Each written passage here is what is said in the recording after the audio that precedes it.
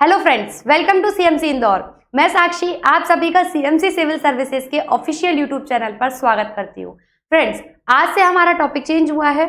अब हम पढ़ेंगे प्रमुख संवैधानिक संस्थानों को। हम सांविधिक संस्थानों को खत्म कर चुके हैं, उनके एमसीक्यूज कर चुके हैं। अब आज से हम प्रमुख संवैधानिक संस्थानों को पढ़ेंगे जिनको आप बहुत पढ़ते हो। तो यहाँ पर भी हम आपके साथ पढ़ने वाले हैं और कुछ नया भी इसमें रहने वाला है ना। तो जल्दी जल्दी हमारे साथ तैयार हो जाइए, हम अपना टॉपिक स्टार्ट करते हैं। तो आज का जैसे कि आप देख पा रहे हो, हमारा फर्स्ट टॉपिक क्या है? नियंत्रक एवं महालेखा परीक्षक। क्या है हमारा टॉपिक? नियंत्रक एवं महालेखा परीक्षक, कंट्रोलर एंड ऑडिटर जनरल। तो सीएजी हमारा आज का टॉपिक है। तो चलिए स्टार्ट करते हैं। सबसे पहले हम इसकी पृष्ठभूमि से शुरू करते हैं। किससे? पृष्ठभूमि से। देखो, ब्रिटिश टाइम था, है ना। जब ब्रिटिश टाइम था तो ब्रिटिश लोगों को क्या था, एक ऐसा अधिकारी चाहिए था जो उनके खातों का क्या करे, पूरा का पूरा बही खाता। अब जैसे हमारे घरों में मम्मी काम करती हैं बही खाता करने का, तो ब्रिटिश गवर्नमेंट ने क्या किया? ब्रिटिश गवर्नमेंट ने एक सरकारी क्या रख दिया, मुलाजिम रख दिया कि भाई कितना पैसा कहाँ जा रहा है, किधर जा रहा है, कितना जा रहा है, कैसे जा रहा है, ये सारा का सारा काम कौन करोगे? तुम बैठ के करोगे। और ध्यान से, कुछ भी ना इधर उधर नहीं होना चाहिए। अगर इधर उधर होता है तो रिस्पॉन्सिबिलिटी किसकी है? आपकी है ना। जैसे घर पे पूरा मम्मी हिसाब रखती है ना, दाल का, भाजी का, सब्जी, आलू, इतने पैसे इधर गए उधर गए, तो वही काम सीएजी का करता है। किसके लिए? भारत सरकार के लिए। मम्मी हमारी घर के लिए करती हैं और सीएजी किसके लिए करता है? भारत सरकार के लिए। कि कितना पैसा आया है भारत सरकार के पास, कहाँ खर्च हो रहा है, कितना खर्च हो रहा है, किसको कितना दिया था आपने, इसके अलावा अब आपके पास कितना बचा है, यहाँ पर आप इतना पैसा लगा सकते हो, इतना इन्वेस्टमेंट कर सकते हो। ये सारी चीज कौन करता है? सीएजी करता है। तो देखो इसकी पृष्ठभूमि देखते हैं। सबसे पहले क्या होता है, हमें पता है ईस्ट इंडिया कंपनी की स्थापना कब हुई? 1600 में। 1600 में क्या होता है? ईस्ट इंडिया कंपनी की स्थापना होती है। और 1753 में, फ्रेंड्स 1753 में ईस्ट इंडिया कंपनी के द्वारा क्या किया जाता है? ईआईसी का फुल फॉर्म है यहाँ पर ईस्ट इंडिया कंपनी। ईआईसी का मतलब क्या है? ईस्ट इंडिया कंपनी के द्वारा क्या किया जाता है? इंडियन ऑडिट एवं अकाउंट डिपार्टमेंट की स्थापना की जाती है। अभी क्या किया? अभी सिर्फ डिपार्टमेंट स्थापित किया कि भाई ऑडिट के लिए हम क्या कर लें, एक डिपार्टमेंट को स्थापित कर लेते हैं जिससे क्या करे, अब वो सही तरीके से बही खाता का काम करे। वो वाला डिपार्टमेंट का एक हमने अलग सौंप दिया कि ये फला फला डिपार्टमेंट क्या काम करेगा? ऑडिट करने का काम करेगा। ऑडिट मतलब पैसों की देखरेख करना, कितना पैसा आया, कहाँ आया, कितना गया, ये सब क्या होता है, ये इस चीज को बोला जाता है ऑडिटिंग। तो ऑडिट के लिए क्या किया? एक विभाग की स्थापना कर दी। कब? 1753 में। किसने? ईस्ट इंडिया कंपनी ने। क्योंकि भाई इन पे इतना पैसा आता था, खुद तो देख नहीं पाते थे, तो एक अलग से डिपार्टमेंट इनको बनाना पड़ गया। अब जब एक अलग से डिपार्टमेंट बना तो फिर एक अधिकारी भी चाहिए। 1858 में क्या होता है? हमें पता है 1858 में भारत शासन अधिनियम आता है। महारानी साम्राज्ञी की घोषणा होती है, ब्रिटेन की महारानी विक्टोरिया की घोषणा होती है ना। जब 1858 में भारत पर किसका राज होता है? सीधा सीधा ब्रिटेन की महारानी का, क्राउन के हाथों सौंप दिया जाता है पूरा का पूरा भारत का शासन। तो 1858 में जब फिर क्या होता है, तो महालेखाकार अब कार्यालय बन जाता है। क्या बन जाता है? कार्यालय, एक ऑफिस बना देते। अभी डिपार्टमेंट था, अभी तो क्या था? डिपार्टमेंट था। अब क्या बना देते हैं? 1858 में आके एक ऑफिस बना देते हैं कि भाई अपना बढ़िया ऑफिस, चमचमाता ऑफिस इनके लिए बना दिया गया। किसको? महालेखाकार के लिए। महालेखाकार के लिए महालेखाकार क्या बना दिया गया? कार्यालय की स्थापना कब की गई फ्रेंड्स? 1858 में। सबसे पहले 1753 में ईस्ट इंडिया कंपनी ने क्या किया था? एक डिपार्टमेंट बनाया। ईस्ट इंडिया कंपनी ने क्या बनाया फ्रेंड्स? सबसे पहले एक डिपार्टमेंट बनाया। उसके बाद ऑफिस किसने बनाया? ऑफिस बनाया 1858 में ब्रिटेन की महारानी ने। अब क्या होता है, इस ऑफिस में कोई ना कोई अधिकारी बैठेगा। तो 1860 में सर एडमंड ड्रमंड प्रथम ऑडिटर जनरल होते हैं। कौन? प्रथम ऑडिटर जनरल कौन होता है? सर एडमंड ड्रमंड को क्या बनाया जाता है? प्रथम ऑडिटर जनरल बनाया जाता है। अब इनको इनका नाम पसंद नहीं आ रहा था। क्या नहीं हो रहा था? इनको इनका नाम पसंद नहीं आ रहा था। तो सन 1866 में क्या होता है, नाम परिवर्तन करके इसका नाम कर दिया गया नियंत्रक एवं महालेखा परीक्षक। क्या नाम कर दिया गया इसका नाम? नियंत्रक एवं महालेखा परीक्षक इसका नाम कर दिया गया। अब फिर से नाम पसंद नहीं आ रहा था। किसको?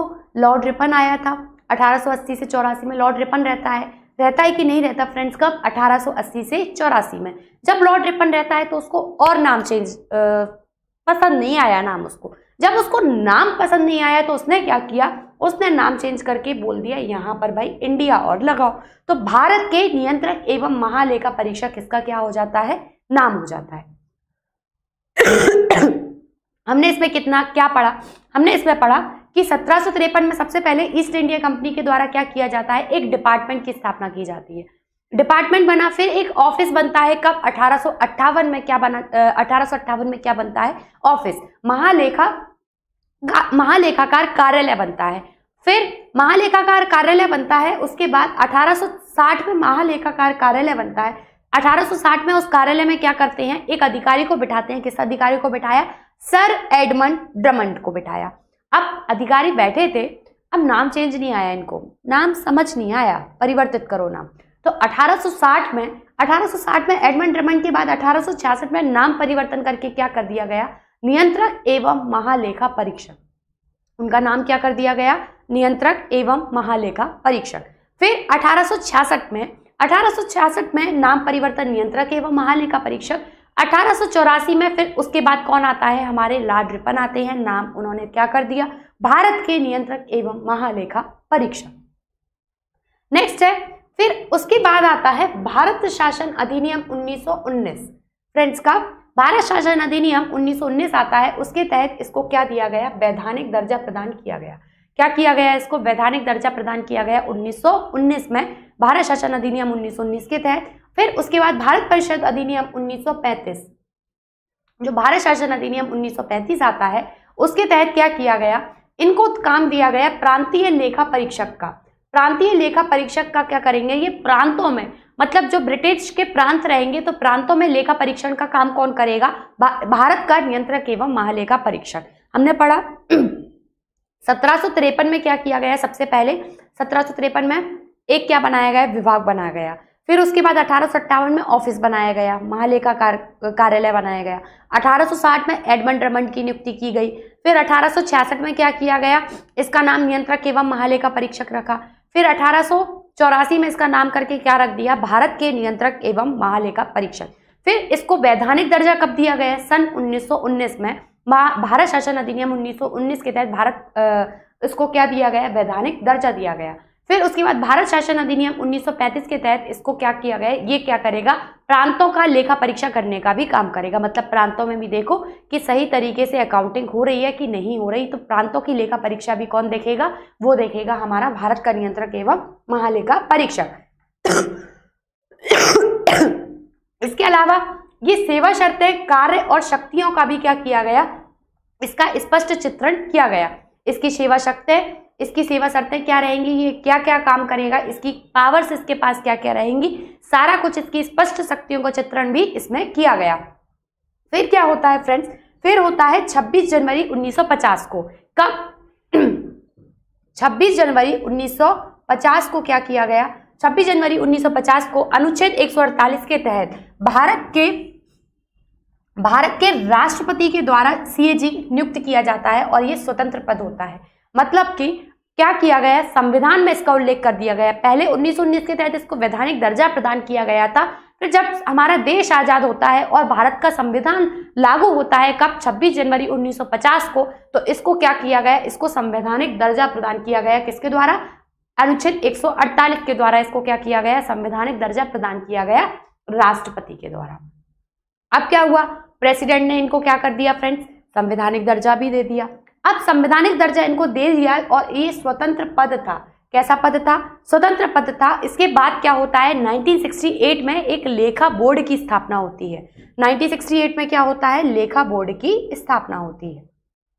ठीक है, लेखा बोर्ड की स्थापना होती है कब? 1968 में। जो क्या काम करेगा? पूरी की पूरी लेखा को देखने का काम करेगा। अकाउंटिंग करने का काम कौन करता है? पूरा का पूरा बोर्ड रहता है। बोर्ड में कितने मेंबर्स रहेंगे? बोर्ड में मेंबर्स रहते थे फ्रेंड्स, एक अध्यक्ष रहता था उसका और 2 सदस्य रहते थे। एक अध्यक्ष और 2 सदस्य। और ये क्या करता है? सीएजी के कार्यालय के एक अंग के रूप में ही काम करता है। सीएजी के कार्यालय के एक अंग के रूप में ही काम करता है as a part of the office of the CAG. ठीक है, अकाउंट बोर्ड कब बनता है? अकाउंट बोर्ड का गठन होता है 1968 में। तो हमने यहाँ पर क्या पढ़ा? देखो 1968 में क्या हो जाता है, लेखा बोर्ड की स्थापना हो जाती है, एक अध्यक्ष और 2 सदस्य रहते हैं लेखा बोर्ड में, और 26 जनवरी 1950 को इसको क्या संवैधानिक दर्जा दिया जाता है आर्टिकल 148 के तहत। सिर्फ इतना सा याद रखना है अभी इस पेज पर हमको। उसके बाद 1971 में फ्रेंड्स, कब 1971 में नियंत्रक और एक महालेखा परीक्षक अधिनियम आता है। नियंत्रक और महालेखा परीक्षक अधिनियम कब आता है, 1971 में, जो कि संसद द्वारा पारित होता है। उसे क्या किया जाता है, संसद द्वारा पारित किया जाता है इस अधिनियम को। और इस अधिनियम ने क्या कहा, ये अधिनियम क्या कहता है, 1971 में क्या होता है, नियंत्रक एवं महालेखा परीक्षक के लिए अधिनियम जो आता है उसके लिए संसद पारित करती है और ये बोलती है कि केंद्र सरकार के लिए सिर्फ क्या करेगा, लेखा करेगा, और राज्य सरकार के लिए लेखांकन और लेखा परीक्षा दोनों काम करेगा। देखो अधिनियम ने क्या बोला, ये सीएजी कि केंद्र और राज्य सरकार के लिए क्या करेगा, लेखांकन और लेखा परीक्षा दोनों काम करेगा। दोनों की जिम्मेदारी दे दी गई इसको पहले तो 1971 में, बाद में अलग किया जाएगा। बाद में कब, 1976 में क्या किया गया, सीएजी को सिर्फ केंद्र सरकार की क्या करेगा, लेखा परीक्षा करेगा, केंद्र सरकार की लेखा परीक्षा करेगा। सीएजी एक्ट 1971 में संशोधन होता है 1976 में, और राज्य सरकार के लिए क्या करेगा, ऑडिट और अकाउंटिंग दोनों करेगा, मतलब लेखा परीक्षा और लेखांकन दोनों को दोनों काम का करेगा, ये राज्य सरकार के लिए करेगा 1976 में। देखो फ्रेंड्स, अब इसकी पृष्ठभूमि बहुत अच्छे से करो, पृष्ठभूमि से एक ना एक क्वेश्चन हमें फंस ही जाएगा। सबसे पहले हमने क्या पढ़ा, सबसे पहले हमने पढ़ा 1753 में क्या होता है, क्या बनता है, डिपार्टमेंट। फिर उसके बाद 1860 में ऑफिस बनता है, ऑफिस बना, 1858 में ऑफिस बनता है, 1860 में एडमंड ड्रमंड हमारे कौन होते हैं, पहले नियंत्रक एवं महालेखा परीक्षक, और नियंत्रक एवं महालेखा परीक्षक का नाम कब रखा गया, 1866 में। उसके बाद 1884 में क्या होता है, उसका नाम करके क्या कर दिया जाता है, नियंत्रक एवं महालेखा परीक्षक का नाम भारत के नियंत्रक एवं महालेखा परीक्षक। ये तो था नाम का खेल। उसके बाद जब इसको वैधानिक दर्जा कब दिया गया, अभी नॉर्मल एक बॉडी चली आ रही थी, ईस्ट इंडिया कंपनी ने गठित की थी सबसे पहले, है ना, तो एक नॉर्मल बॉडी चली आ रही थी, ईस्ट इंडिया कंपनी इसको इस्टेब्लिश कर रही थी, कब कर रही थी, 1753 में, ठीक है। अब नॉर्मल बॉडी चली आ रही थी तो वैधानिक दर्जा दिया गया इसको 1919 की भारत शासन अधिनियम के तहत। फिर जब 1935 की भारत शासन अधिनियम आता है तो इसकी क्या किया गया, इसको बोला गया कि आप प्रांतों का लेखा परीक्षा भी करो आप क्या करो, प्रांतों का लेखा परीक्षा करने का भी काम करो, इसको 1935 में बोल दिया गया, है ना। इसके अलावा इसको क्या बोल दिया गया, इसकी सेवा शर्तें, कार्य शक्तियां, सब कुछ बोल दिया गया, कब, 1935 में। फिर जब भारत आजाद होता है और भारत का संविधान लागू होता है, कब, 26 जनवरी 1950 को, तो आर्टिकल 148 के तहत जो अभी ये वैधानिक था, अब ये कैसा हो गया, अब ये संवैधानिक हो गया, मतलब वैधानिक की जगह ये संवैधानिक हो गया, क्योंकि फ्रेंड्स संविधान में इसको क्या दे दिया गया, दर्जा दे दिया गया आर्टिकल 148 के तहत, और एक स्वतंत्र निकाय ये बन गया। उसके बाद क्या होता है उसके बाद क्या होता है, 1968 में क्या होता है फ्रेंड्स, लेखा बोर्ड की स्थापना होती है, कब, 1968 में। उसमें एक अध्यक्ष और 2 सदस्य की क्या की जाती है, नियुक्ति की जाती है। 1968 में एक बोर्ड बनता है, लेखा बोर्ड, उसमें एक अध्यक्ष और 2 सदस्य इसकी नियुक्ति की जाती है। फिर क्या किया जाता है, एक अधिनियम आता है 1971 का अधिनियम, तो नियंत्रक एवं महालेखा परीक्षक अधिनियम उसको बोलते हैं, और बोला गया कि भारत सरकार का लेखा और लेखांकन दोनों का काम करेगा, मतलब लेखांकन और लेखा परीक्षा दोनों का काम करेगा, और राज्य सरकार के लिए भी लेखांकन और लेखा परीक्षा दोनों का काम करेगा। लेकिन 1976 में ये बोल दिया गया कि ये भारत सरकार का सिर्फ क्या करेगा, लेखांकन, और लेखा परीक्षा ये राज्य की करेगा, मतलब राज्य सरकार के लिए लेखांकन और लेखा परीक्षा दोनों, और भारत सरकार के लिए सिर्फ और सिर्फ लेखांकन। अब देखो लेखांकन क्या होता है और लेखा परीक्षा क्या होती है। लेखांकन होता है पूरा का पूरा बही खातों का विवरण, मतलब कितना पैसा आया, कितना गया, कितना क्या रहा, सारा कुछ एक क्या रहेगी, एक नोटबुक सी रहेगी, उसमें सारा कुछ पूरा का पूरा लिखा हुआ होगा। और लेखा परीक्षा की मतलब गलत जगह तो नहीं गया, कहाँ पर ज़्यादा जाना था आपका कम गया है, कम जाना था ज़्यादा चला गया है, ये सब क्या है, लेखा परीक्षा, और फिर रिपोर्ट संसद में रखी जाएगी। ये सारा कुछ क्या है, आपका पृष्ठभूमि है किसकी, पूरी की पूरी सीएजी की। फिर जब हम इसका इंट्रोडक्शन देखते हैं तो इसका गठन कब होता है, तो इसका गठन होता है फ्रेंड्स, संवैधानिक निकाय है, ध्यान देना, संवैधानिक निकाय है, नियुक्ति राष्ट्रपति के द्वारा की जाती है, तो आर्टिकल 148 के तहत फ्रेंड्स का आर्टिकल 148 के तहत भाग 5 में ये दिया गया है फ्रेंड्स। कौन से भाग में, ध्यान देना, भाग 5 के आर्टिकल 148 के तहत क्या किया जाता है, इसका गठन किया जाता है। भाग 5 है अनुच्छेद 148 से 151 तक। ठीक है, भाग 5 कहां से कहां तक है, आर्टिकल 148 से 151 तक। आपसे पूछा जा सकता है कि बताओ भाग 5 कहां से कहां तक है, 148 से 151 में हमें क्या दिया गया है, CAG के बारे में दिया गया है। उसके बाद इसकी प्रकृति, स्वतंत्र प्रकृति का ये निकाय है और संविधान में स्पष्ट उल्लेख होने के कारण ये संवैधानिक निकाय भी है फ्रेंड्स। काम क्या करता है काम क्या करता है ये, राज्य और संघ के वित्तीय प्रशासन और निगरानी करता है। वित्तीय प्रशासन मतलब वित्त का पूरा प्रशासन करने का काम कौन करता है, हमारा CAG करता है कि भाई पैसा खर्च कितना हो रहा है, कहाँ हो रहा है, कैसे हो रहा है, सरकार ने गलत जगह तो खर्च नहीं किया, ज्यादा तो नहीं चला गया, मतलब पूरा का पूरा एक तरीके से प्रहरी के रूप में काम करता है ना। इसको हम लोक वित्त का संरक्षक भी कहते हैं। आपसे यहां से भी क्वेश्चन पुट हो सकता है कि बताओ लोक वित्त का संरक्षक मतलब कि कस्टोडियन ऑफ पब्लिक फाइनेंस किसे कहा जाता है, कस्टोडियन ऑफ पब्लिक फाइनेंस किसे कहा जाता है, तो फ्रेंड्स किसे कहा जाता है, CAG को कहा जाता है। इसकी स्थापना अगर सही तरीके से स्थापना है तो कब, 1858 में इसकी स्थापना की गई थी। वो तो ईस्ट इंडिया कंपनी के थ्रू था। 1860 में एडमंड बर्ग, ठीक है, एडमंड ड्रमंड थे हमारे फर्स्ट, और 1858 में ऑफिशियली स्थापना की गई थी। ऑफिशियली इसकी क्या की गई थी, नियंत्रक एवं महालेखा परीक्षक। वर्तमान स्वरूप इसका कब आया है, 26 जनवरी 1950 को इसका वर्तमान स्वरूप आया है। और हेडक्वार्टर इसका फ्रेंड्स कहां पर है, नई दिल्ली में इसका हेडक्वार्टर है। इतना समझ में आया कि सबसे पहले इसकी जो प्रकृति है वो संवैधानिक प्रकृति, मूल प्रकृति का ये था। 26 जनवरी 1950 को 1919 के अधिनियम के तहत वैधानिक दर्जा दिया गया। ठीक है, ईस्ट इंडिया कंपनी द्वारा इसकी स्थापना की गई। और उसके अलावा आर्टिकल 148 से 151 अध्याय 5 में इसको वर्णन दिया गया है। प्रकृति इसकी संवैधानिक है और क्या काम क्या करता है, राज्य और संघ के वित्तीय प्रशासन की निगरानी करता है और लोक वित्त का संरक्षक इसको बोला जाता है। नेक्स्ट हम जाएंगे, प्रथम देखो कौन थे, एडवर्ड ड्रमंड थे, 1860 से 62 तक रहे। प्रथम भारतीय कौन थे, बी नरहरि राव थे। और वर्तमान कौन है, गिरीश चंद्र मुर्मू 14 नंबर के हैं। ध्यान देना कौन से नंबर के हैं, 14वें नंबर के। जब से क्या है, संविधान में 26 जनवरी 1950 को बनाए गए होंगे, 26 जनवरी 1950 से वर्तमान तक बनते आ रहे हैं। तो एडवर्ड ड्रमंड क्या है, 14वें नंबर के हैं। और ध्यान देना अब तक कोई भी महिला क्या है, नियुक्त नहीं की जा सकी। अब तक कोई भी महिला नहीं है, सारे के सारे पुरुष हैं। तो हमने इसमें क्या क्या पढ़ा, हमने पढ़ा स्थापना कब हुई, देखो जनरल देख लेते हैं। 26 जनवरी 1950 को क्या होती है, स्थापना होती है। ठीक है, उसके बाद संवैधानिक प्रकृति का है, भाग 5 है। ठीक है, 148 से 151 तक। उसके अलावा 1858 में क्या होती है, इसकी स्थापना होती है। एडमंड ड्रमंड पहले थे, पी नरहरि राव फर्स्ट थे। ठीक है, प्रथम भारतीय कौन 1948 से 54 जो बने गए थे वो थे पी नरहरि राव। कौन, वी नरहरि राव। और वर्तमान में कौन है, गिरीश चंद्र मुर्मू 14वें नंबर के, याद रखना, वी नरहरि राव और गिरीश चंद्र मुर्मू कौन से नंबर के, 14वें नंबर के। नेक्स्ट है देखो, अब तक के वी नरहरि राव आपने पढ़ लिए, ए के Chandra, A K Roy, S Ranganath Rao, A Bakshi, Gyan Prakash, T N Chaturvedi, C G Somaiah, V K Shunglu, V N Kaul, Vinod Rai, Shashikant Sharma, Rajiv Mehrishi और 14वें कौन, गिरीश चंद्र मुर्मू। ये पूरे के पूरे 14 कौन है, हमारे CAG हैं।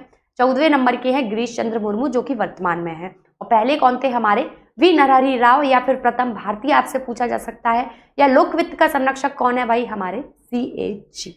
कौन है, CAG।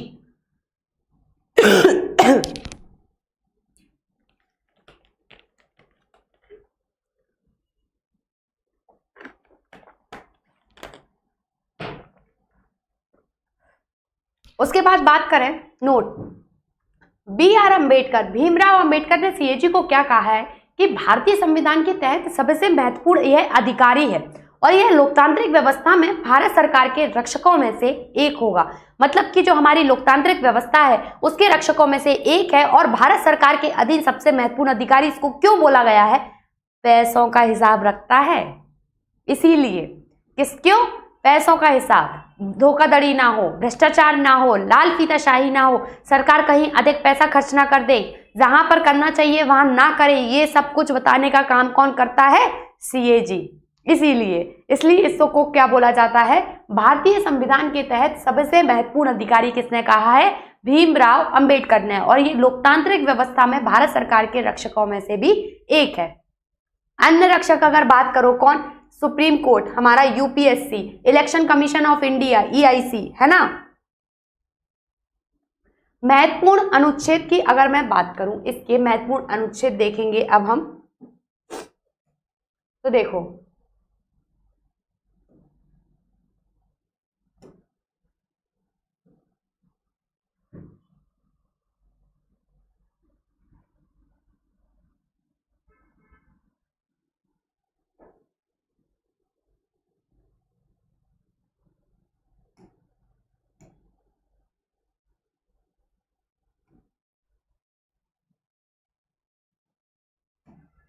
ठीक है। अगर इसके महत्वपूर्ण अनुच्छेद की अगर मैं बात करूं तो आर्टिकल 141, ठीक है, आर्टिकल 141, आर्टिकल 141 क्या कहता है? आर्टिकल 141 कहता है कि भारत का क्या होगा? एक सीएजी होगा। भारत का क्या होगा? एक सीएजी होगा। ठीक है फ्रेंड्स, भारत का क्या होगा? एक सीएजी होगा। और इसके अलावा इसकी नियुक्ति कौन करेगा? इसकी नियुक्ति की जाएगी फ्रेंड्स राष्ट्रपति के द्वारा। नियुक्ति कौन की जाएगी? राष्ट्रपति के द्वारा क्या की जाएगी फ्रेंड्स? यहाँ पर नियुक्ति की जाएगी, ध्यान रखना। और हटाने की प्रक्रिया क्या है? हटाने की प्रक्रिया है सुप्रीम कोर्ट के न्यायाधीश के समान। जैसे सुप्रीम कोर्ट के न्यायाधीश को हटाया जाता है, वैसे ही क्या किया जाएगा? भारत के सीएजी को हटाया जाएगा। और किसके द्वारा हटाया जाएगा? इसको हटाया जाएगा फ्रेंड्स राष्ट्रपति के द्वारा।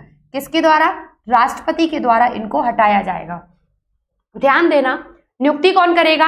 राष्ट्रपति। हटाएगा कौन? हटाएंगे सुप्रीम कोर्ट के न्यायाधीश को। जैसे हटाया जाता है महाभियोग के द्वारा, वैसे ही इसको हटाया जाएगा और राष्ट्रपति के द्वारा इनको क्या किया जाएगा? हटाया जाएगा।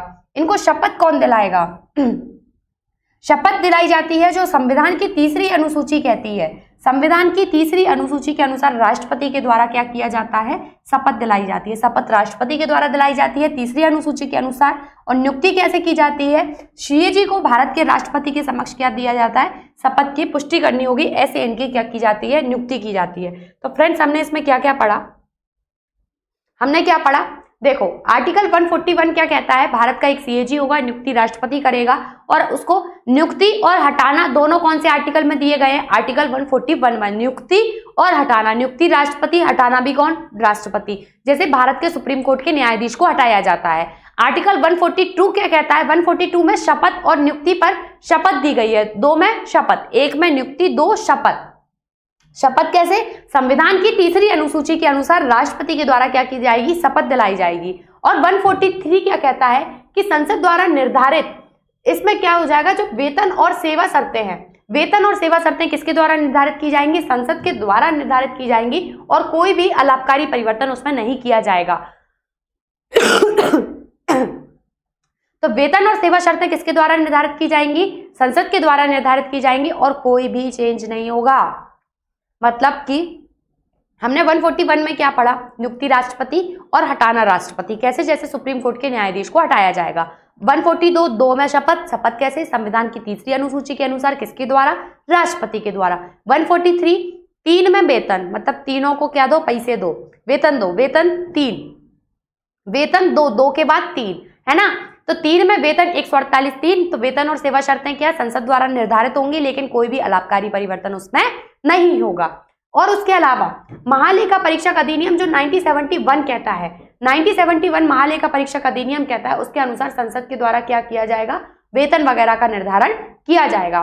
धारा 3 क्या कहता है? वेतन एससी के न्यायाधीश के समान होंगे। वेतन क्या होंगे? एससी के न्यायाधीश के समान होंगे। और कितना? 2.5 लाख इनको क्या दिया जाएगा? वेतन दिया जाएगा। फ्रेंड्स, कितने सैलरी दी जाएगी इनको? 2.5 लाख की सैलरी इनको दी जाएगी। तो वेतन कितना है?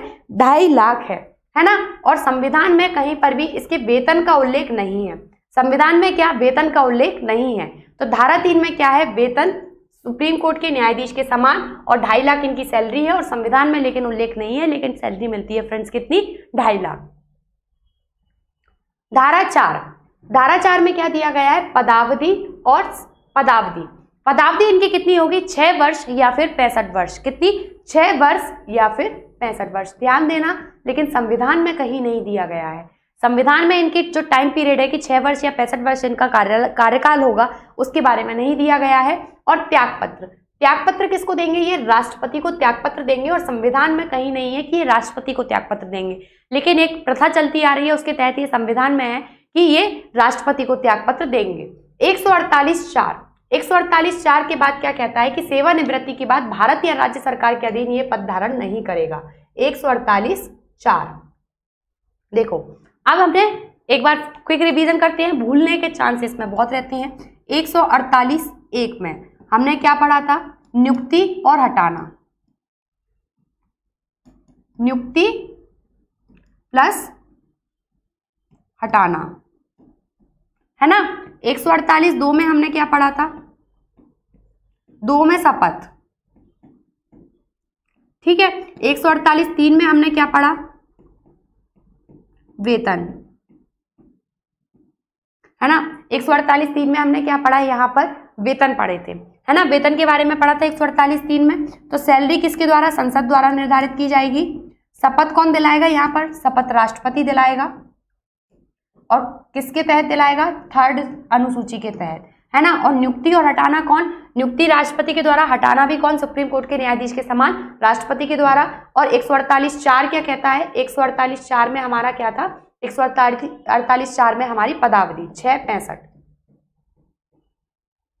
नहीं सॉरी, पदावधि नहीं है 148(4) में। 148(4) में भारत सरकार के अधीन कोई भी पद धारण नहीं करेंगे। फिर 148(5) क्या कहता है, 148(5) कहता है सीएजी का प्रशासन, सीएजी की सलाह से राष्ट्रपति के द्वारा क्या किया जाएगा, सीएजी का प्रशासन मतलब प्रशासन में राष्ट्रपति के द्वारा निर्धारित किया जाएगा। 148(6) क्या कहता है, वेतन और भत्ते भारत की संचित निधि पर भारित व्यय होंगे। इसके जो वेतन भत्ते हैं वो भारत की संचित निधि पर क्या होंगे, भारित होंगे, और इसके प्रशासन के बारे में निर्धारण कौन करेगा, राष्ट्रपति करेगा। तो सारे आर्टिकल हो गए। 148(1) में क्या है, नियुक्ति और हटाना। 148(2) में शपथ। 148(3) में क्या है, वेतन और सेवा शर्तें। 3 में सैलरी। 148(4) में क्या है, 148(4) क्या कहता है, जल्दी जल्दी बताओ। 4 ये कहता है, देखो वेतन हो चुका, मतलब एक बार हटाने के बाद उनको कोई भी अलाभकारी परिवर्तन उसमें नहीं किया जाएगा। देखो, सेवानिवृत्ति के बाद भारत सरकार के अधीन कोई भी पद धारण नहीं करेंगे। 4 में अब कोई पद नहीं, चारों धाम की यात्रा पर निकल लो। अब इस तरीके से कर लो कि चारों धाम की यात्रा पर चले जाओ, एक बार पोस्ट मिल गई तो अब कुछ नहीं। तो सेवानिवृत्ति के बाद कोई भी पोस्ट धारण नहीं करेंगे। 148(5) प्रशासन, और 6 में क्या है, वेतन भत्ते भारत की संचित निधि पर भारित। और इसके अलावा सीएजी संसद का सदस्य होता है, लेकिन संसद में मतदान नहीं दे सकता। तो क्वेश्चन पूछा जा सकता है, क्या सीएजी को संसद में मतदान का अधिकार है, तो बिल्कुल भी नहीं। तो सीएजी को क्या है, संसद में मतदान का अधिकार नहीं है। 149 क्या कहता है, सीएजी के कर्तव्य और शक्तियां संसद द्वारा संसदीय अधिनियम 1971 के द्वारा निर्धारित की जाएंगी। अब देखो, ये पेपर में आपसे 149 आर्टिकल पूछा जा चुका है कि आर्टिकल 149 क्या कहता है। 149 में उसके क्या है, कर्तव्य और शक्तियां। ध्यान देना, मोस्ट इंपोर्टेंट आर्टिकल है कि 149 आपसे पूछा जा चुका है कि देखो 148 में सीएजी, 149 में उसका क्या है, 149 में उसके कर्तव्य, मतलब उसकी ड्यूटीज और पावर किस में दी गई है, आर्टिकल 149 में, कि उसका क्या काम है और उसके पास क्या क्या पावर है। उसके बाद आर्टिकल 150 क्या है, ये संघ और राज्यों की लेखाओं का प्रारूप तैयार करता है। 150 में क्या कहता है, संघ और राज्य की लेखाओं का प्रारूप तैयार करता है। और उसके बाद सीएजी सलाह देता है राष्ट्रपति, सीएजी की सलाह पर राष्ट्रपति क्या करता है ना। आर्टिकल 151 सीएजी की रिपोर्ट किसको देता है, संघ की राष्ट्रपति को देता है, राज्य की राज्यपाल को देता है। संसद में कोई रिपोर्ट नहीं देता, सीधे किसको देता है, नियुक्ति प्रेसिडेंट, हटा प्रेसिडेंट रहे हैं, रिपोर्ट प्रेसिडेंट के पास जा रही है। हमने पूरे सांविधिक निकायों में पढ़ा था, रिपोर्ट केंद्र सरकार के पास जा रही थी। यहाँ पर रिपोर्ट कौन दे रहा है, सीएजी किसको दे रहा है, राष्ट्रपति को रिपोर्ट देने का काम कर रहा है। और राज्य वाली रिपोर्ट किसको देगा, क्योंकि राज्य का ये लेखांकन और लेखा परीक्षा दोनों करता है, तो रिपोर्ट किसको दी जाएगी, राज्यपाल को दी जाएगी। आर्टिकल 151। और आर्टिकल 150 संघ और राज्यों की लेखाओं का क्या करता है, प्रारूप तैयार करता है। संघ और राज्यों की क्या करता है, लेखाओं का प्रारूप तैयार करता है। नेक्स्ट है सीएजी की स्वायत्तता। सीएजी की स्वायत्तता। सीएजी राष्ट्रपति द्वारा नियुक्ति क्या है? देखो, अब स्वायत्तता का मतलब क्या है कि ये स्वतंत्र कहाँ से है। ये स्वायत्तता का मतलब है कि ऐसे कौन कौन से आर्टिकल हैं जो सीएजी को क्या बनाते हैं, स्वायत्त मतलब कि स्वतंत्र बनाते हैं। तो आइए जानते हैं उन आर्टिकल के बारे में। आर्टिकल 148(1) मतलब हमने नियुक्ति और हटाना दोनों राष्ट्रपति करते हैं, तो ये उसको क्या बनाते हैं, स्वायत्तता प्रदान करते हैं। उसके अलावा कार्यकाल की सुरक्षा दी गई है, कितना, 6 या 65 वर्ष। इससे पहले सीएजी को नहीं हटाया जा सकता। हटाना है तो भाई जैसे सुप्रीम कोर्ट के न्यायाधीश को आप हटाते हो वैसे आप सीएजी को हटाओ, तो ऐसे नहीं हटा सकते। हटाने के लिए क्या है, आपको पूरी तरीके से देखना पड़ेगा पहले, है ना। इसके अलावा सीएजी को राष्ट्रपति द्वारा सुप्रीम कोर्ट के न्यायाधीश के समान ही हटाया जा सकता है। आर्टिकल 141 148(1) सीएजी का वेतन एवं सेवा शर्तें भारत की संचित निधि पर भारित होते हैं और कोई भी अलाभकारी परिवर्तन उसमें नहीं किया जा सकता। और ये अपना पद छोड़ने के बाद किसी अन्य पद पर, चाहे वह भारत सरकार का हो या राज्य सरकार का, कहीं पर भी कोई भी पद ग्रहण नहीं कर सकते। एक बार सीएजी बन गए तो बस फिर आप 4 धाम की यात्रा जाओ, मतलब 148(4) कि कोई भी मतलब कोई भी आप अन्य पद ग्रहण नहीं कर सकते। तो यहाँ पर अपना पद छोड़ने के बाद किसी भी अन्य पद पर, चाहे वो भारत सरकार का हो या फिर राज्य सरकार का, आप कोई भी पद क्या नहीं कर सकते, धारण नहीं कर सकते। ये हमारा सारा कुछ दिया गया है।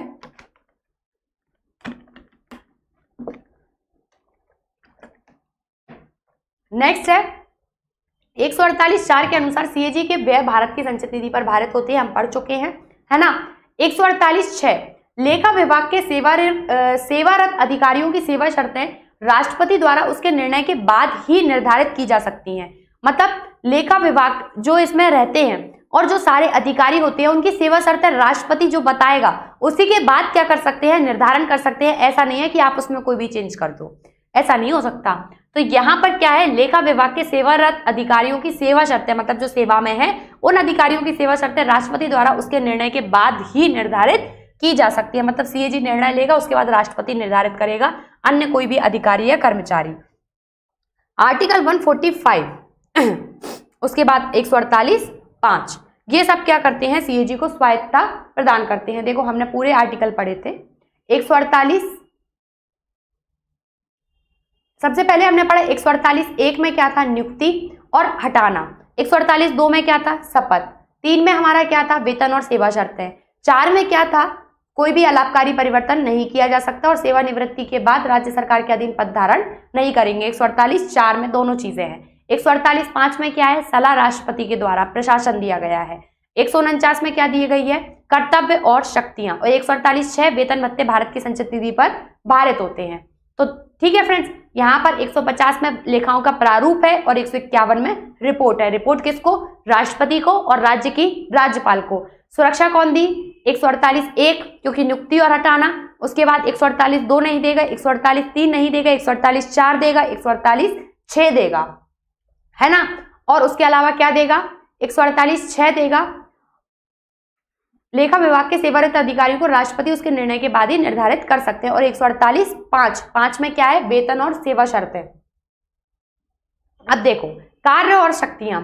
संविधान के अनुच्छेद 148 से 151 तक सीएजी एक्ट कब आया है, एक्ट आया था फ्रेंड्स 1971 में। कब आया है, 1971 में। लेखा और लेखा परीक्षा विनियम अधिनियम आया है 2017 में। इसके अनुसार क्या कहते हैं, इसके अनुसार 148, देखो संविधान के अनुच्छेद 148 से 151 सीएजी एक्ट आया 1971 और लेखा परीक्षा विनियम इसके अनुसार क्या है, इसके अनुसार ये अलग से पॉइंट नहीं है, इसी के अंतर्गत है कि भारत और राज्य की संचित निधि, आकस्मिक निधि और सार्वजनिक खातों का परीक्षण करता है। 148 से 151 में पूरी तरीके से ये क्या कहता है कि ये क्या करता है कि भारत की संचित निधि, भारत की आकस्मिक निधि, मतलब भारत की संचित निधि 266, आकस्मिक निधि और सार्वजनिक खातों का ये क्या करता है, लेखा परीक्षण करने का काम करता है।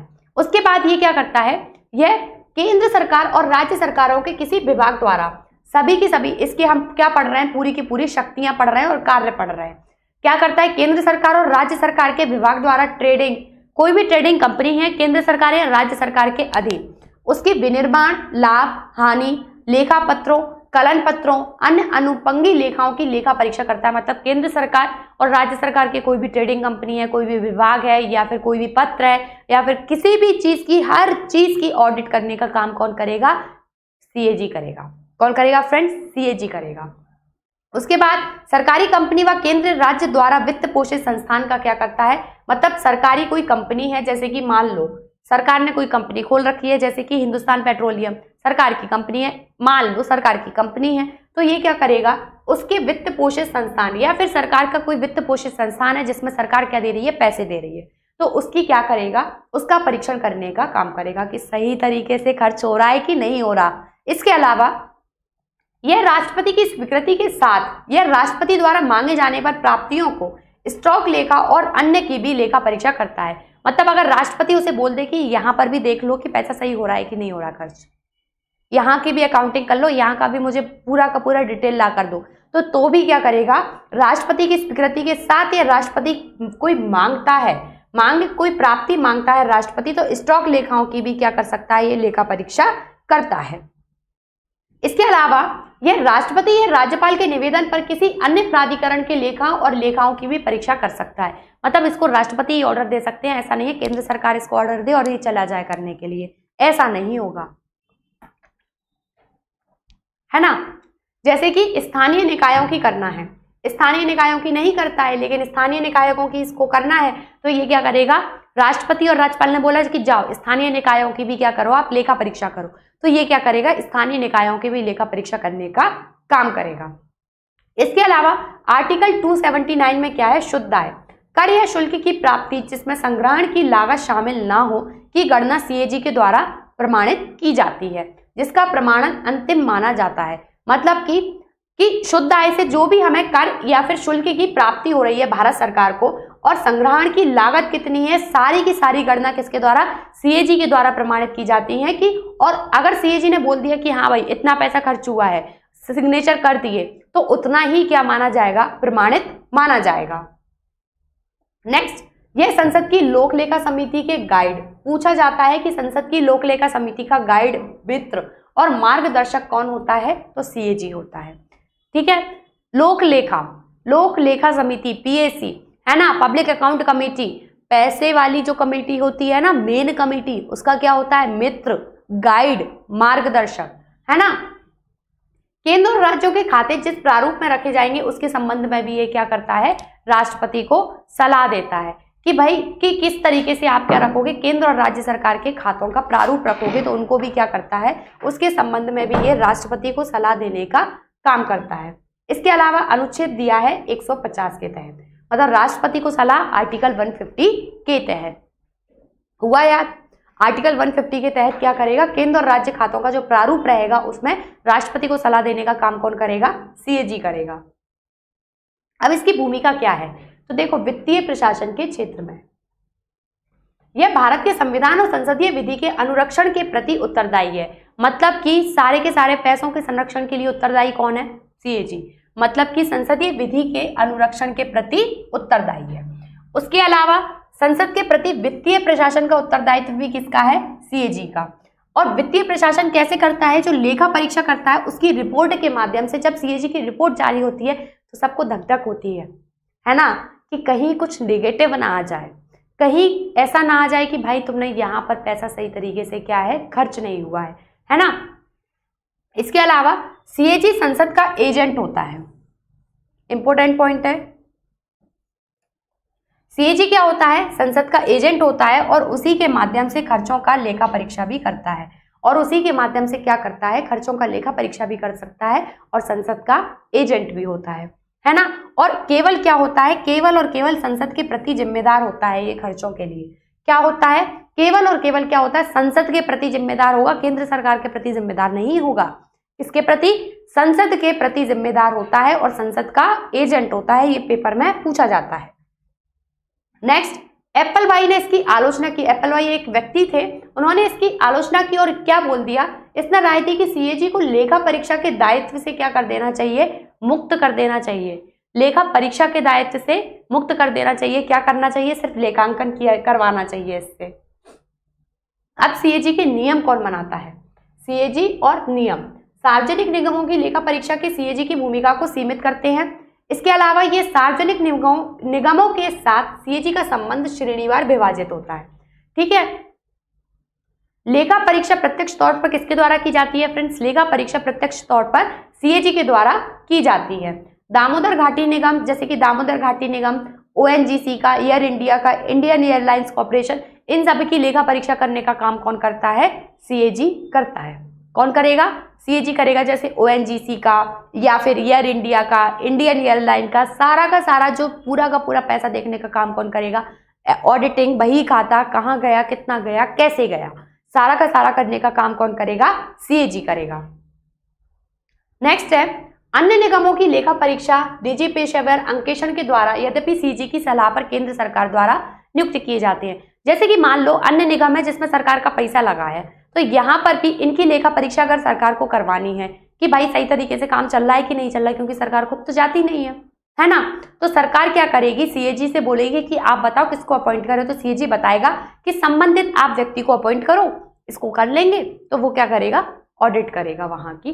तो अन्य निगम की लेखा परीक्षा निजी पेशेवर अंकेक्षण, मतलब अगर कोई अकाउंटिंग बहुत अच्छे से जानता है, प्राइवेट अकाउंटिंग भी करवाई जा सकती है और केंद्र सरकार उसको अपॉइंट करेगा। जैसे कि औद्योगिक वित्त निगम का करना है, केंद्रीय भंडारण निगम का करना है, या पूरक लेखा परीक्षा करनी है। पूरक लेखा परीक्षा किसके द्वारा की जाएगी? सीएजी के द्वारा की जाएगी। सप्लीमेंट्री ऑडिट, मतलब कि दोबारा से लेखा परीक्षा करनी है, एक बार हो चुकी, दोबारा से मांग की जा रही है कि आप सही से ऑडिट करो, सही से नहीं हुई, इसमें कुछ ना कुछ गड़बड़ी है, तो पूरक लेखा परीक्षा भी कौन करेगा? सीएजी करने का काम करेगा। ठीक है फ्रेंड्स, यहां पर अगली बात करते हैं कि यह क्या है? पूर्णतः स्वतंत्र निगम है जिनमें सीएजी की भूमिका नहीं है। देखो यहां पर ये औद्योगिक वित्त निगम और भंडारण निगम क्या है? पूर्णतः स्वतंत्र निगम है जिसमें किसी सीएजी की भूमिका नहीं है। रिपोर्ट इसकी सीधे संसद में पेश की जाती है। जैसे कि एलआईसी, एफसीआई और आरबीआई, एसबीआई, इनकी रिपोर्ट सीधे की सीधे कहां पर की जाती है? संसद में। 1968 में क्या हुआ था फ्रेंड्स? 1968 में सीएजी कार्यालय के एक अंग के रूप में क्या हुआ था? ऑडिट बोर्ड की स्थापना हुई थी। अब पूछा जा सकता है पेपर में कि ऑडिट बोर्ड की स्थापना कब हुई थी फ्रेंड्स? ऑडिट बोर्ड की स्थापना कब हुई थी? 1968 में। कब? 1968 में ऑडिट बोर्ड की स्थापना होती है ना, सीएजी के कार्यालय के एक अंग के रूप में। नेक्स्ट है, इसकी अनुशंसा किसने की थी? इसकी अनुशंसा की गई थी प्रथम प्रशासनिक सुधार आयोग जब हमारा बना था, तो प्रथम प्रशासनिक सुधार में इसकी अनुशंसा की गई थी। इसमें क्या होता है? एक अध्यक्ष होते हैं और 2 सदस्य होते हैं जो कि सीएजी द्वारा नियुक्त होते हैं। किसकी बात हो रही है? यहाँ पर इसकी बात हो रही है ऑडिट बोर्ड में। ऑडिट बोर्ड में एक अध्यक्ष 2 सदस्य होते हैं जिसकी 1968 में क्या की गई थी? स्थापना की गई थी। सीएजी द्वारा की गई टिप्पणियों पर कार्रवाई करने की अंतिम जिम्मेदारी किसकी होती है? संसद की होती है। मतलब सीएजी ने अगर कोई रिपोर्ट दी है, अगर केंद्र सरकार को कोई लगता है गड़बड़ी है या फिर बहुत अच्छी है, तो इस पर टिप्पणी कौन कर सकता है? सिर्फ संसद कर सकती है और कोई नहीं कर सकता। कोई भी अधिकारी, कर्मचारी या फिर कोई भी नेता इस पर टिप्पणी नहीं कर सकते। सिर्फ टिप्पणी करने की जिम्मेदारी किसकी है? संसद की। सीएजी किसकी प्राप्ति और व्यय का लेखा परीक्षा नहीं करके स्थानीय निकाय और स्थानीय निकायों की लेखा और लेखा परीक्षा विनियम 2017, यहाँ काट दो। सीएजी क्या करता है? सिर्फ प्राप्तियों का और व्यय का लेखा परीक्षा नहीं करते।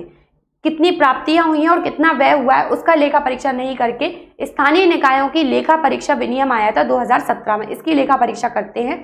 सीएजी द्वारा राज्य सरकार के लेखाओं का संकलन और अनुरक्षण करता है। ये राज्य सरकार क्या करता है? सीएजी राज्य सरकार के, यहाँ पर राज्य है, सीएजी राज्य सरकार के लेखाओं का संकलन और क्या करता है? अनुरक्षण, दोनों काम करता है।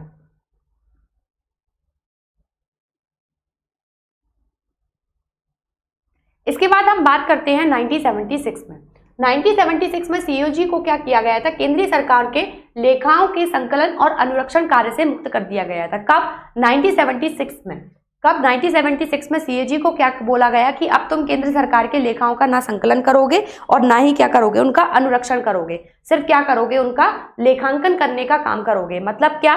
लेखांकन और लेखा परीक्षा दोनों करता है, तो सीएजी क्या है? अब लेखाओं का संकलन नहीं करेगा, मतलब लेखांकन का काम नहीं करेगा, सिर्फ क्या करेगा? लेखा परीक्षा करने का काम करेगा। ठीक है।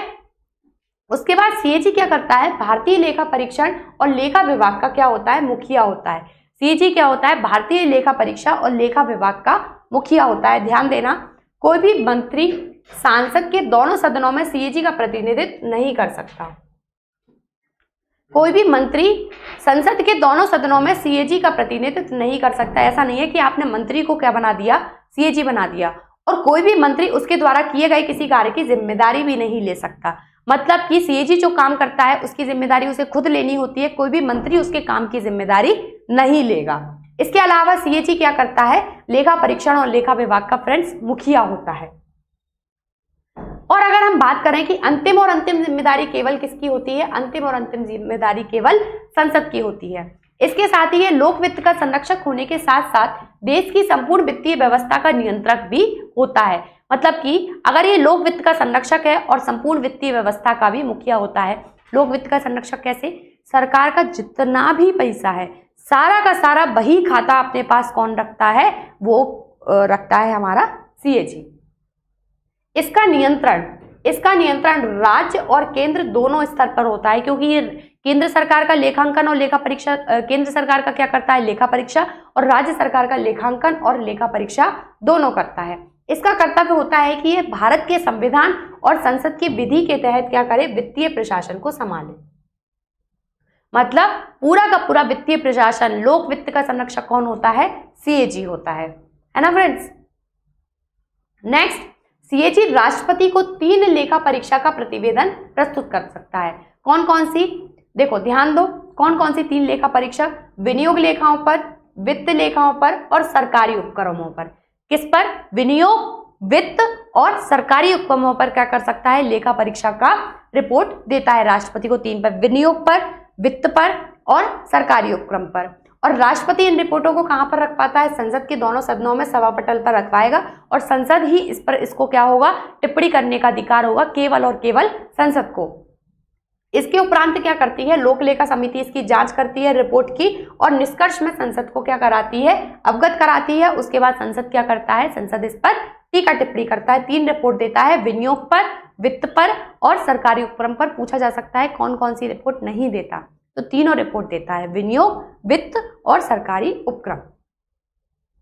नेक्स्ट, इन रिपोर्टों में से वित्त लेखा वार्षिक प्राप्तियों तथा केंद्र सरकार की अदायगियों का प्रदर्शन करती है। ठीक है, क्या क्या रहता है, सरकार की पूरी वार्षिक प्राप्ति रहती है और केंद्र सरकार को कितना पैसा मिला है, पूरी केंद्र सरकार की क्या रहती है, अदायगी रहती है। विनियोग लेखा रिपोर्ट वास्तविक खर्च की संसद के विनियोग अधिनियम के माध्यम से दी गई स्वीकृतियों की तुलनात्मक स्थिति को भी क्या करता है, मतलब पूरी की पूरी तुलनात्मक स्थिति। विनियोग खर्चा मतलब पहले साल कितना हुआ, अभी कितना हुआ, तो तुलनात्मक खर्चे को भी क्या करता है, ये प्रदर्शित करता है। सीएजी संसद का सदस्य नहीं होता। इंपॉर्टेंट पॉइंट है कि सीएजी संसद का सदस्य नहीं होता, लेकिन इसको संसद में भाग लेने का अधिकार है, वोट देने का अधिकार इसको नहीं है। सीएजी लोक लेखा समिति की बैठक में क्या कर सकता है, भाग ले सकता है। क्या कर सकता है, ये लोक लेखा समिति मतलब पीएसी इस पर बाद में वो सारा कुछ करती है, तो पीएसी की बैठक में क्या कर सकता है, पीएसी की बैठक में ये भाग ले सकता है। पीएसी की बैठक में ये क्या कर सकता है, भाग ले सकता है। नेक्स्ट है कि सेवानिवृत्ति सीएजी को वित्त आयोग का अध्यक्ष बनाया गया। क्वेश्चन हमसे पूछा गया है कि कौन से सेवानिवृत्त सीएजी को वित्त आयोग का अध्यक्ष बनाया गया है फ्रेंड्स, यहाँ पर तो ए.के. चंदा को। एक ही ऐसा, क्योंकि हमने पढ़ा था कि भारत सरकार के अधीन कोई भी पद धारण नहीं करेगा, लेकिन इनको क्या कर दिया गया था, वित्त आयोग का अध्यक्ष बना दिया गया था। इसको ए.के. चंदा को क्या कर दिया गया था, वित्त आयोग का अध्यक्ष बना गया था। सीएजी निम्नांकित प्राप्तियों और व्ययों का भी लेखा परीक्षा कर सकता है। कौन कौन से, वे सभी निकाय प्राधिकरण जिन्हें केंद्र या राज्य सरकार से अनुदान, मतलब केंद्र सरकार का जहां जहां पर पैसा है सारा का सारा वो जांच कौन कर सकता है, सीएजी। केंद्र सरकार ने अगर किसी कंपनी में 1 रुपए भी लगाया है तो उसकी जांच का अधिकार है सीएजी के पास। सीएजी किस में रिपोर्ट देगा, राष्ट्रपति को देगा, राष्ट्रपति संसद में रखवाएगी, संसद के बाद वो पीएसी उसकी क्या करती है, जांच करती है। वित्त की रिपोर्ट देता है, विनियोग की रिपोर्ट देता है और लेखा रिपोर्ट देता है। देखो हमने यहाँ पर पढ़ा था कौन कौन सी रिपोर्ट देता है, विनियोग, वित्त और सरकारी उपक्रम पर। ओके, नेक्स्ट है हमारा सरकारी कंपनियां। सीएजी भारत की संचित निधि, प्रत्येक राज्य की संचित निधि और प्रत्येक संघ शासित प्रदेश जहां पर विधानसभा हो सभी व्यय संबंधी लेखाओं की क्या कर सकता है, लेखा परीक्षा, ये इसका काम है। यह केंद्र और प्रत्येक राज्य की प्राप्ति, व्यय की लेखा परीक्षा और स्वयं को संतुष्ट करने के लिए करता है। मतलब प्रत्येक राज्य की प्राप्ति, कितनी राज्य को प्राप्ति हो रही है, कितना राज्य क्या कर रहा है, खर्चा कर रहा है, तो उसकी भी क्या करता है, लेखा परीक्षा क्या करता है, ये स्वयं को संतुष्ट करने के लिए कर सकता है। और साथ ही राजस्व के कर निर्धारण, संग्रहण और उचित आवंटन पर भी ये क्या करता है, निगरानी करने का काम करता है और उसके बाद नियम बनवाता है। अब बात करते हैं मध्य प्रदेश महालेखाकार कार्यालय की। किसकी फ्रेंड्स, मध्य प्रदेश महालेखाकार कार्यालय की बात करें तो इसकी स्थापना कब हुई थी, 1 मार्च 1984। कब, 1 मार्च 1984 को मध्य प्रदेश महालेखाकार कार्यालय की स्थापना होती है। हेडक्वार्टर इसका ग्वालियर में है। आर्टिकल 149 इसका आधार था। भारत के नियंत्रक एवं महालेखा परीक्षक कर्तव्य, शक्ति एवं शर्तें अधिनियम 1971 की धारा 10 के तहत। और इसका प्रधान लेखाकार कार्यालय कहां पर है फ्रेंड्स, ग्वालियर। ग्वालियर में ही 1986 में स्थापित हुआ था। ये पेपर में पूछ चुके कि मध्य प्रदेश महालेखाकार कार्यालय का गठन कब किया गया था, 1984 में मध्य प्रदेश महालेखाकार कार्यालय का गठन किया गया था।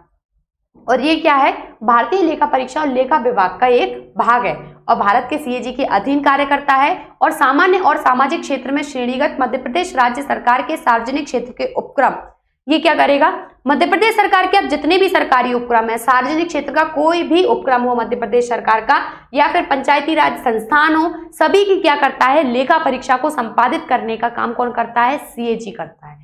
मतलब मध्य प्रदेश सरकार कहाँ कहाँ पैसा खर्च कर रही है, कितना कर रही है, कैसे कर रही है, सारी की सारी जांच करने का काम कौन करेगा, सीएजी करेगा। ठीक है फ्रेंड्स, सारा कौन करेगा, सीएजी करने का काम करता है। ये क्या कार्य करता है, इसके काम देखो, वित्त और विनियोग मतलब कितना पैसा है, कहाँ कहाँ पर आप खर्चा करोगे, उनका प्रमाणीकरण करता है, लेखा परीक्षा करता है, प्रतिवेदन में टिप्पणियों का भी समावेशन करता है। और इसके अलावा ये राज्य शासन के सिविल प्रतिवेदन, स्थानीय निकाय से संबंधित लेखा परीक्षा का भी क्या करता है, प्रतिवेदन तैयार करता है। मतलब स्थानीय निकायों का भी लेखा परीक्षा कौन कर रहा है, मध्य प्रदेश महालेखाकार कार्यालय कर रहा है। ध्यान देना, मतलब सीएजी करवाता है ना। इसके अलावा ये सिविल विभाग के अंतर्गत अधिकारी और निकायों के संबंध में भी लेखा परीक्षक, नियंत्रक एवं महालेखा परीक्षा अधिनियम की धारा थी 13, 14, 15, 19, 20 धारा नहीं करनी है, उसके तहत इसकी जो सारी की सारी गतिविधियां हैं वो क्या की जाती हैं फ्रेंड्स, संचालित की जाती हैं। नेक्स्ट है लेखा परीक्षा प्रतिवेदन, सिविल संबंधित समस्त मामले प्रकरण लोक लेखा समिति को उनकी बैठक विचार विमर्श में, उनकी बैठकों में विचार विमर्श के लिए सहायता सहित ये क्या करता है, काम करते हैं। प्रधान लेखाकार की बात करें तो कौन है, श्री डी साहू है वर्तमान में। इसकी नियुक्ति राज्यपाल द्वारा की जाती है। मध्य प्रदेश महालेखाकार की बात हो रही है, प्रधान लेखाकार श्री डी साहू है और नियुक्ति राज्यपाल के द्वारा की जाती है। 2003 में इस कार्यालय को महालेखाकार सिविल एवं वाणिज्यिक लेखा परीक्षा मध्य प्रदेश के रूप में पुनर्निर्मित किया गया है। मतलब इसको क्या नाम दिया गया है 2003 में, महालेखाकार कार्यालय सिविल एवं वाणिज्यिक लेखा परीक्षा। ठीक है, ये था हमारा पूरा का पूरा कौन सा, सीएजी। फ्रेंड्स कल हम इसका रिवीजन करेंगे, किसके फॉर्म में, एमसीक्यूज के फॉर्म में। मुझे पता है थोड़ा थोड़ा जो कार्य और शक्तियां हैं वो डिसबैलेंस हुई हैं। शुरुआत का हमारा बहुत अच्छे से हमें याद हो चुका है, लेकिन जो बीच का पोर्शन है इनमें कैसे कैसे क्वेश्चंस आ सकते हैं। तो सीएजी के जितने भी क्वेश्चंस बन सकते थे हमने सारे बनाए हैं। सारे के सारे क्वेश्चंस के साथ हम सीएजी को क्या करने वाले हैं, कल रिवीजन करने वाले हैं। तो कल भी हमारे साथ आप बिल्कुल जुड़े, है ना। और अगर आपको इस क्लास की पीडीएफ चाहिए तो सीएमसी सिविल सर्विसेज का टेलीग्राम चैनल है, ये जो सीएमसी सिविल सर्विसेज का इंदौर का टेलीग्राम चैनल है, आप इसको जरूर ज्वाइन करें। वहां पर आपको क्लास की लिंक और क्लास की पीडीएफ दोनों ही अवेलेबल करा दी जाती हैं। ठीक है फ्रेंड्स, अगर आपको वीडियो पसंद आ रहा है तो वीडियो को लाइक और शेयर दोनों करें और चैनल को सब्सक्राइब करना ना भूलें। Thank you so much.